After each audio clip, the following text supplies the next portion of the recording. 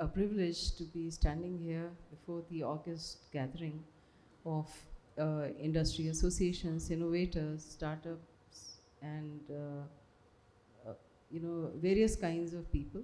I also am very happy about how Secretary Meti, Mr. S. Krishnan, has also delivered the importance of digital technologies in governance and how we have come this far. Actually, if I recollect, it takes me to 2014 when I, as Joint Secretary, was posted in Direct Benefit Transfers Mission.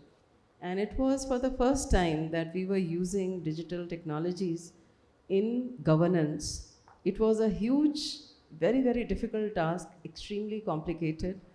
Many people thought that it is impossible to cut petty corruption which prevails in our country, especially where beneficiaries do not get what is due to them or what is promised to them. And we were struggling with such difficulties. Do the beneficiaries have bank accounts? Virtually no.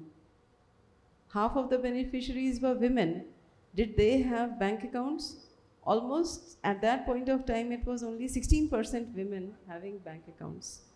So the financial inclusion was so poor. Not just that, there was a lot of backlash, there was a lot of difficulty because people knew that this is how the money, government money was passing from one hand to another, passing from one office to another.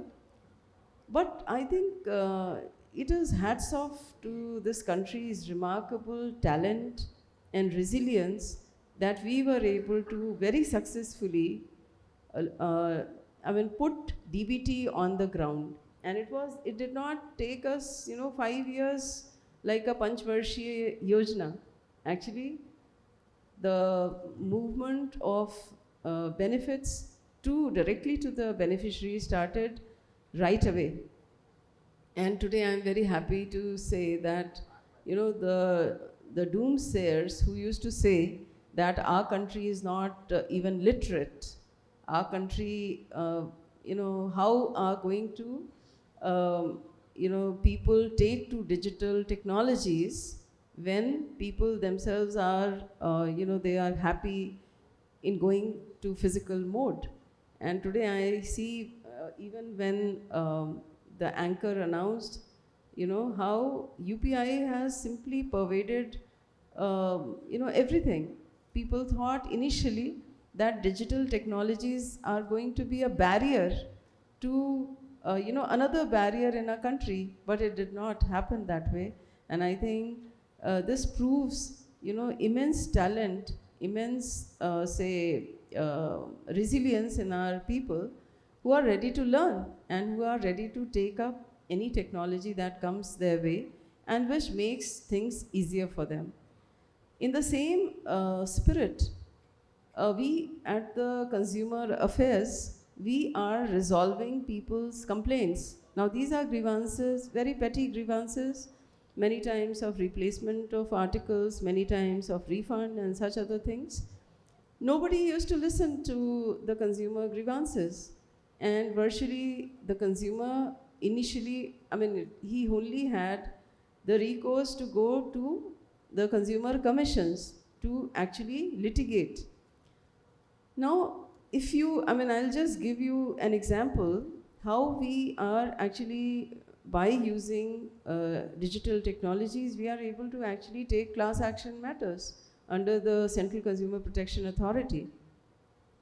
Now, here, for example, if people are lodging their complaints on the National Consumer Helpline 1915, then our technology is actually able to aggregate and try to identify which are those companies who are not taking keen interest in resolving their complaints. And every month, we identify top 10 companies who are not listening, who are not solving the problems, say within 45 days.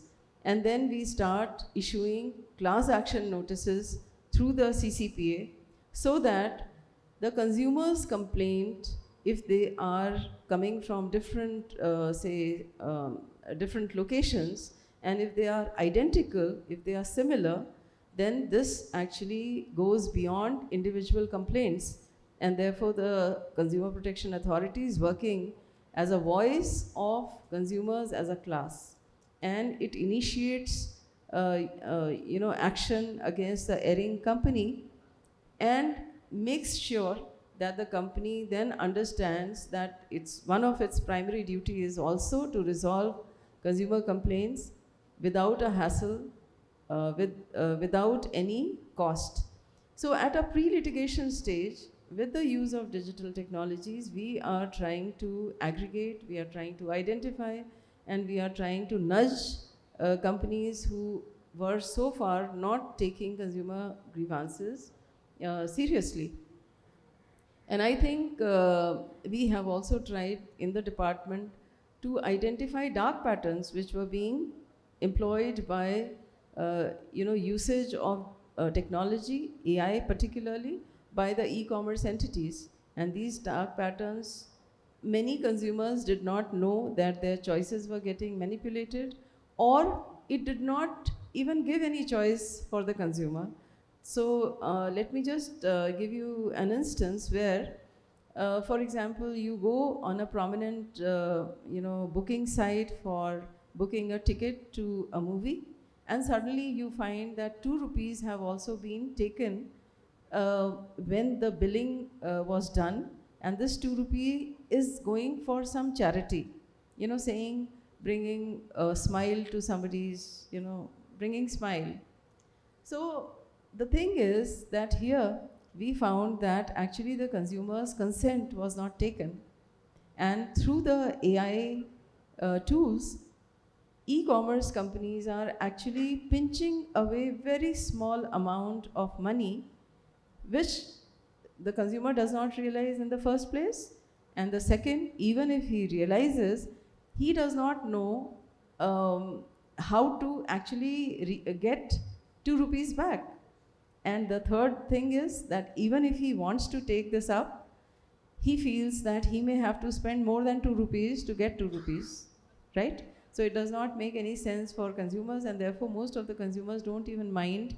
They don't bother, and they just move on, and thinking that, this is okay, this must be some kind of a charge, like a service charge, as we know about the restaurants and hotels.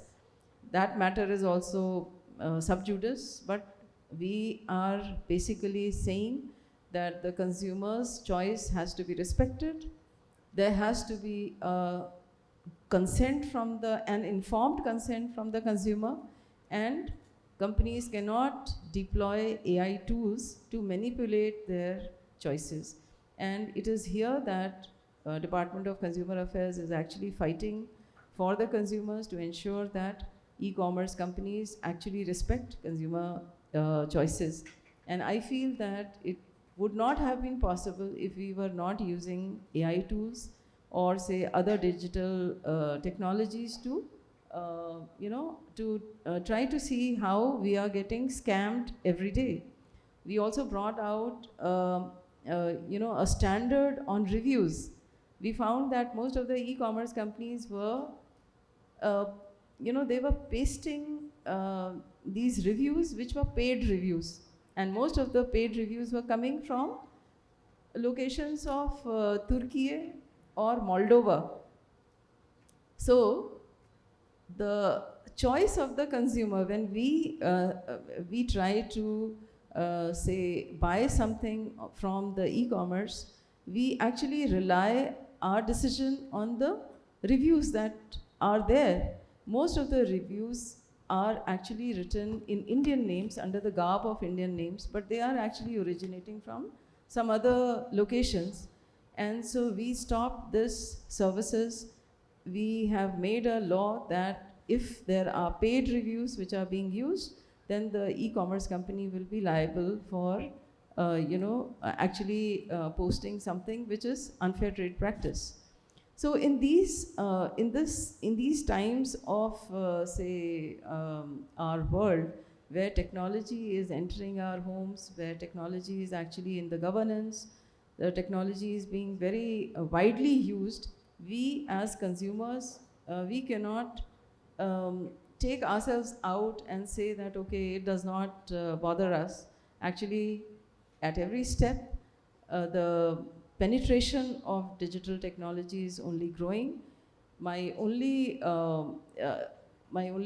say, appeal would be for the consumers to be aware and to also approach a national consumer helpline, because we try to analyze all kinds of reactions that come to us on the national consumer helpline for taking class action against other parties. So with that, I thank the ET for actually organizing this Digitech workshop, and I look forward to your inputs and suggestions. Thank you very much.